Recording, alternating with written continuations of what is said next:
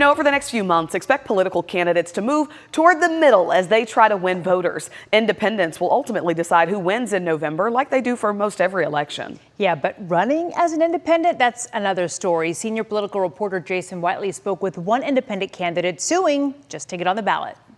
Hey, good morning, guys. Yes, the requirements that you must meet to get on the ballot as an independent, they're quite challenging. And Thursday is the deadline to submit more than 80,000 signatures for anyone who wants to run as an independent this November in Texas. Mike Collier, he's trying to gather those in his campaign for Texas Lieutenant Governor, but he says it's impossible, and he filed a federal lawsuit to get on the ballot.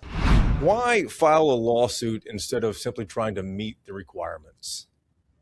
Well, first of all, I'm not the only Texan who has considered running as an independent. And before I launched this campaign, I've talked to a number of folks who have considered it. They all said, Mike, it can't be done. It can't be done. And I thought, well, I can do it.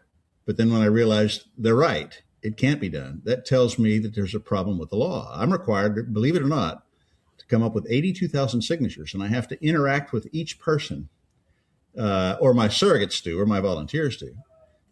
And I have 30 days to do it, and it just can't be done. You might remember seeing Collier's name. He has run for lieutenant governor before as a Democrat. But Collier is not fighting this alone, legally at least. A number of Republicans now backing him in this lawsuit.